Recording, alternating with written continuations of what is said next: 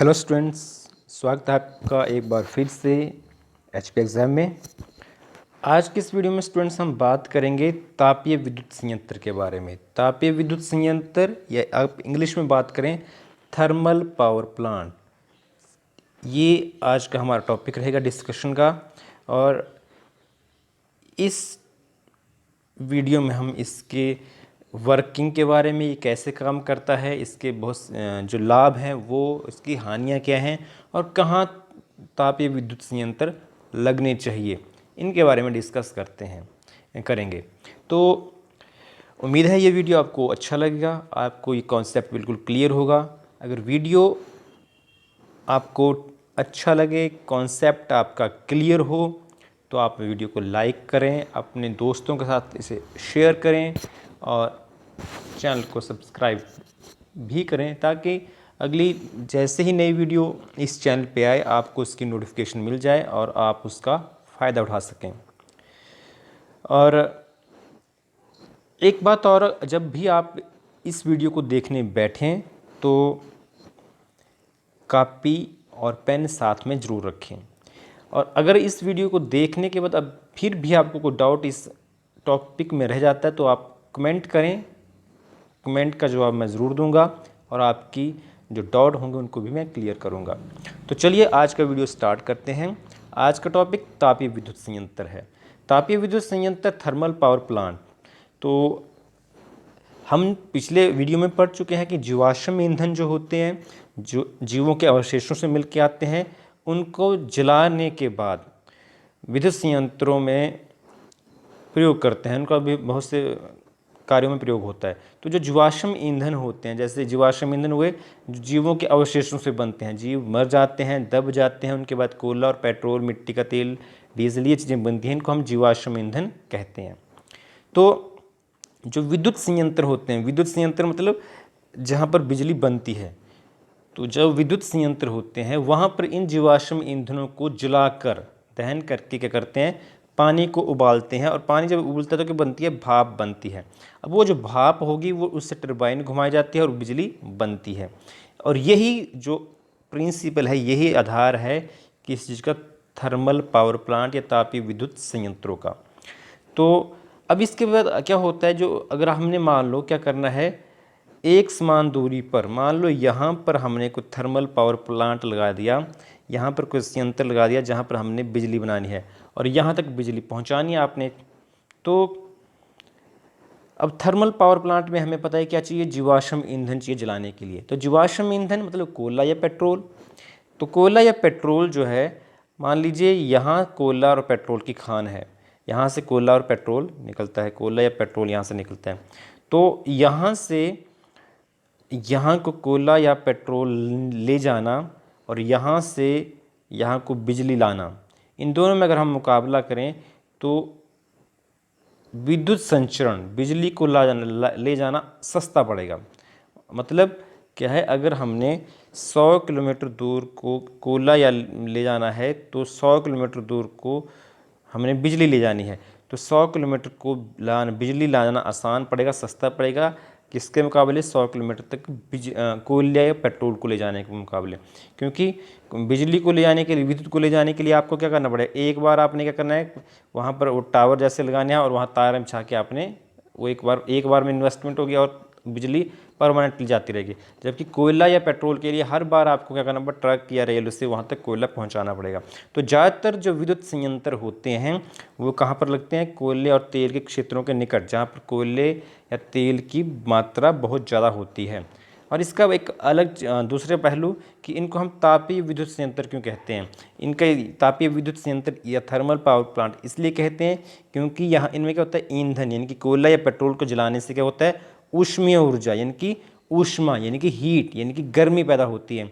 तो इसलिए ताप पैदा होता है और इसलिए इसको हम क्या कहते हैं, तापीय विद्युत संयंत्र कहते हैं। तो यही एक कारण है कि इन्हें हम क्या कहते हैं, तापीय विद्युत संयंत्र कहते हैं, क्योंकि इसमें जो बिजली है वो किसी चीज़ से बनती है, ताप से या ऊष्मा से तैयार होती है। तो ये हुआ इस एक बात कि तापीय विद्युत संयंत्र क्यों कहा जाता है और तापीय विद्युत संयंत्र जो है कोयले या तेल के क्षेत्रों के निकट क्यों लगाए जाते हैं और इसका बेसिक प्रिंसिपल्स क्या है। अब हम बात करें कि इसमें बिजली बनती कैसे है। हम एक एक्सपेरिमेंट पहले भी पढ़ चुके हैं पिछले वीडियो में कि एक छोटा सा वो हमने बॉल वाली एक एक्सपेरिमेंट किया है। अगर आप में से किसी ने वो वीडियो नहीं देखी है तो उस वीडियो को ज़रूर देखें हमारे चैनल पे जाके प्लेलिस्ट में। तो हम बात करते हैं अब कि जो तापीय विद्युत संयंत्र है इसमें बिजली बनती कैसे है। देखिए बहुत से कंपोनेंट हैं, आपने ये कंपोनेंट ये पिक्चर आपने उतार लेनी है या आप इसका स्क्रीनशॉट ले लें, बाद में इसको अपने नोटबुक के ऊपर उतारें। तो अब इसमें देखिए कंपोनेंट क्या क्या है। देखिए यहाँ पर सबसे पहले हम यहाँ से स्टार्ट करेंगे। ये कोल हॉपर है। कोल हॉपर में क्या करते हैं, हम कोयला डालते हैं। यहाँ से हम क्या करेंगे, कोयला डालेंगे। जब यहाँ से कोयला डाला जाएगा तो ये पल्वराइज़र, अब कोयला जो होगा जिस फॉर्म में डाला जाता है उसी फॉर्म में आगे नहीं जाएगा। ये पल्वराइज़र है। पल्वराइज़र जो होता है इसको आप हिंदी में चूर्णक भी कहते हैं, चूर्णन या चूर्णक। तो ये मतलब ये क्या करता है, उस कोयले को फाइन पाउडर के रूप में इसका पाउडर बना देगा, बहुत बारीक बना देगा, ताकि उसका आसानी से दहन हो, सारा का सारा वो जल जाए। नहीं तो अगर क्या होगा, कोयला अगर जैसे कोयला आम फॉर्म में आता है वैसे ही यहाँ रहेगा, इसको पल्वराइज नहीं करेंगे, इसको डायरेक्ट हम यहाँ डाल दें तो क्या होगा, वो पूरा नहीं जल पाएगा। तो इससे एफिशिएंसी क्या होगी, हमारे जो संयंत्र है उसकी कम हो जाएगी। तो कोयला जो है सबसे पहले हॉपर से कोयला जब यहाँ से डाला जाएगा तो यहाँ से कहाँ को जाएगा, पल्वराइज़र में जाएगा। पल्वराइज़र में कोयले का पाउडर बनेगा। और जब कोयले का पाउडर बन गया, अब यहाँ पर आगे देखिए क्या होता है इसका, कि यहाँ पर ये एयर है जो प्री हीटेड है, ये गर्म एयर है। ये कौन सी हवा है, गर्म हवा है, प्री हीटेड हवा है। तो यहाँ से हवा जब इसके साथ जाएगी, यहाँ पर मिलेगी, तो ये कोयला क्या करेगा, जलने लग पड़ेगा और ये कोयला जलेगा। कोयला जलेगा तो क्या होगा, आग जो जलेगी तो क्या निकलेगा, हीट निकलेगी। यहाँ पर गर्मी पैदा होगी, हीट निकलेगी। जब ये हीट निकलेगी तो क्या होगा, यहाँ पर एक और चीज़ देखिए आप, यहाँ पर हमने एक पाइप लगा रखी है। ये इस पाइप में क्या आ रहा है, पानी आ रहा है। ये जो है मेटेलिक पाइप है, इसमें से पानी गुजर रहा है। अब जब यहाँ पर इस चैम्बर में कोयला जल रहा है तो क्या होगा, बहुत सी ऊष्मा पैदा होगी, बहुत सी हीट पैदा हो रही है। तो उस हीट के कारण जो पानी इस पाइप के अंदर है, जो पानी इस पाइप के अंदर जा रहा है, वो क्या होगा, वो पानी भी क्या होगा, गर्म होगा। गर्म होने के बाद पानी क्या बनेगा, भाप बन जाएगा। पानी क्या बनेगा, भाप। और बहुत यहाँ से भाप जो होता है इसको हम क्या करेंगे, आगे ले जाएंगे और उसको भाप होगा जो उसका क्या होगा, हाई प्रेशर, बहुत प्रेशर के क्रिएट करेंगे हम। हाई प्रेशर से हम पाइप इस भाप को गुजारेंगे। टेम्परेचर तो हाई है इसका भाप का, और प्रेशर भी हाई होने के कारण यहाँ पर टरबाइन लगी होती है। टरबाइन हमने जैसे पिछले कल बताया था कि एक बॉल ले लिया आपने, वैसे एक झिरियाँ ऐसी बना दी, वैसे टरबाइन भी आप अपने माइंड में पिक्चर सेट कर लिए, वैसे ही होती है। तो टरबाइन जब यहाँ पहुँचेगी तो जब भाप यहाँ पहुँचेगी तो टरबाइन क्या करेगी, घूमना स्टार्ट करेगी। जब ये टरबाइन घूमेगी तो क्या होगा, तो यहाँ से अल्टरनेटर लगा है, अल्टरनेटर जो है वो करंट जनरेट करेगा। और वो कैसा करंट जनरेट करता है, एसी, अल्टरनेटिंग करंट। ये जो है तो टरबाइन घूमने के कारण अल्टरनेटर जो है एसी करंट जनरेट करेगा, उसको हम जो तारों के जरिए ले जाते हैं आगे को। तो ये एक पिक्चर है जो कि हम कोयले से या पेट्रोल से कैसे हम बिजली पैदा कर सकते हैं। यहाँ पर देखिए एक चीज़ और, यहाँ पर इस पिक्चर में देखिए, यहाँ पर जब कोयला जलेगा तो क्या होगा, राख भी पैदा होगी। तो नीचे इसके एक बना हुआ है ऐश हॉपर, इनकी राख जो है वो यहाँ इकट्ठा होती रहेगी और इसको निकाल लिया जाएगा। साथ में यहाँ पर एक चीज़ और, अब आप देखें कि यहाँ पर क्या है, एक यहाँ से जब यहाँ पर कोयला जलता है तो राख तो नीचे को चलेगी, राख चलेगी ऐश हॉपर में। साथ में अब कोयला जलने के बाद क्या होगा, पैदा धुआं पैदा होगा, धुआं पैदा होगा और कहीं गैसें पैदा होंगी। तो अगर ये धुआं और गैसें यहीं रह जाएंगी तो क्या होगा, कुछ समय के बाद ये सारा भर जाएगा। आपने घरों में देखा होगा, अगर आप गांव में रहने वाले हैं तो जो धुआं है वो क्या होता है, उसके साथ पार्टिकल्स, बड़े बड़े पार्टिकल्स भी होते हैं। तो यहाँ से इस धुएं को और इन गैस पार्टिकल्स को यहाँ पर लिया जाता है प्रेसिपिटेटर में। प्रेसिपिटेटर में क्या होता है, जो बड़े बड़े पार्टिकल्स होते हैं उनको क्या करते हैं, हम अलग कर देते हैं। बड़े बड़े पार्टिकल्स को अलग कर दिया जाता है और बाकी जो धुआं है उसको चिमनी के थ्रू बाहर निकाल दिया जाता है। अगर हम ऐसा नहीं करें, मान लीजिए हमने ऐसा नहीं किया और हमने क्या किया, इस धुएं को यहाँ से डायरेक्ट एनवायरनमेंट में छोड़ दिया, तो क्या होगा, बहुत सा प्रदूषण होगा, जो बहुत बड़ी समस्या इन्हीं के साथ वैसे भी रहती है। लेकिन अगर हम इसको डायरेक्टली एनवायरनमेंट में छोड़ दें तो बहुत प्रदूषण होगा, और इसलिए क्या करते हैं, हम इसको डायरेक्टली एनवायरनमेंट में नहीं छोड़ते हैं। हम इसको क्या करते हैं, एक गैस या एक पाइप के जरिए इसको प्रेसिपिटेटर में इकट्ठा करते हैं। वहाँ से जो बड़े बड़े पार्टिकल्स होते हैं इस धुएं में, गैसेस के या और चीज़ें कार्बन के, उनको हम अलग कर लेते हैं और बाद में गैसेस के फॉर्म में धुएं को छोड़ देते हैं एनवायरनमेंट, तो ताकि प्रदूषण जितना कम से कम हो सके वो हो। अब ये चीज़ यहाँ तक आपको क्लियर होनी चाहिए। अब उसके बाद हम अगर बात करें आगे यहाँ से देखिए, यहाँ से अगर हम बात करें तो ये इसको हम थोड़ा सा बड़ा कर लेते हैं। यहाँ से जैसे हमने ये ही स्टीम आई, जो भाप आई यहाँ से गुजरी, इसने टरबाइन को घुमाया, उसके बाद स्टीम क्या होगी, जब ये यहाँ से गुजर गई तो क्या नेचुरल सी बात है कि इसकी जो एनर्जी थी वो कम हो जाएगी, क्योंकि टरबाइन घूमेगी, जो इसकी काइनेटिक एनर्जी, गतिज ऊर्जा है भाप की, उसके कारण घूमेगी, तो प्रेशर के कारण। अब काइनेटिक एनर्जी जो है ट्रांसफ़र होगी टरबाइन की इसको घुमाने में। बात समझ आ रही है आपको? काइनेटिक एनर्जी इस टरबाइन को घुमाने में ट्रांसफ़र होगी, तो काइनेटिक एनर्जी भाप की जो थी वो क्या होगी, अब कम होगी। तो अब ऊर्जा कम हो जाएगी, हीट कम हो जाएगी, तो कंडेंस होगी, भाप जो होगी क्या होगी, वो कंडेंस हो जाएगी और किस में बदल जाएगी, वो धीरे धीरे करके अगेन वाटर फॉर्म में आने की आएगी। तो कुल मिला के वो वाटर फॉर्म, अब यहाँ पर हम क्या करेंगे, कंडेंसर हमने एक लगा दिया आगे। एक हमने एक कूलिंग टावर है यहाँ पर, ये देखिए यहाँ पर कूलिंग टावर है, ये वाला यहाँ पर एक कूलिंग टावर है। अब इस कूलिंग टावर में हमने क्या किया,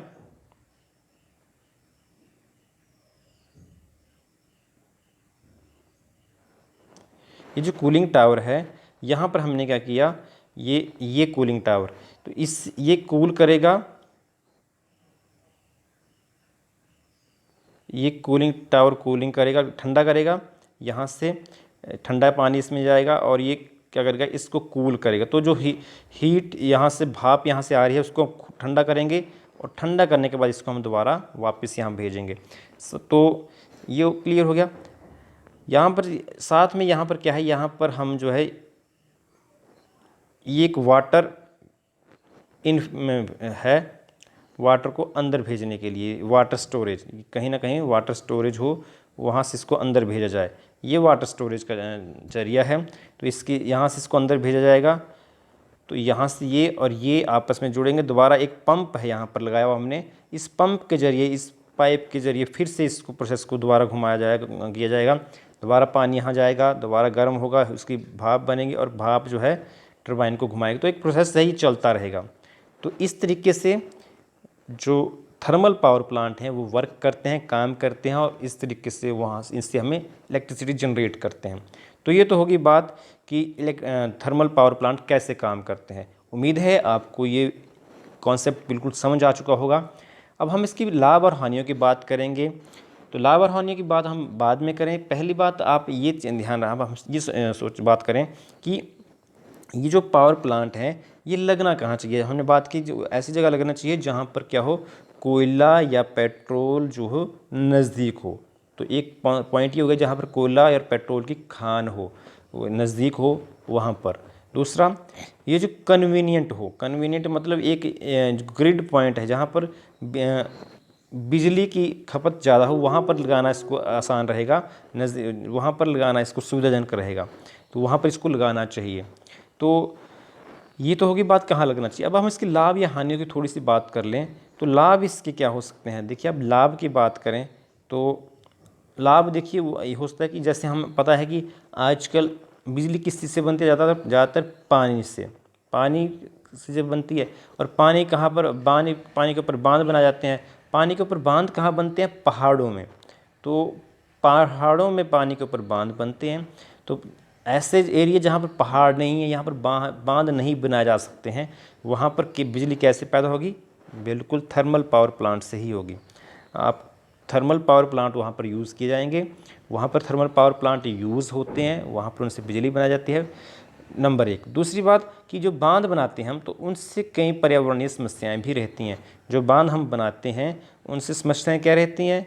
जब बांध हम बनाएंगे तो कई लोग उजड़ते हैं, जैसे आपके नज़दीक ही हमने बिलासपुर में भाखड़ा बांध देखा है, कोल डैम देखा है।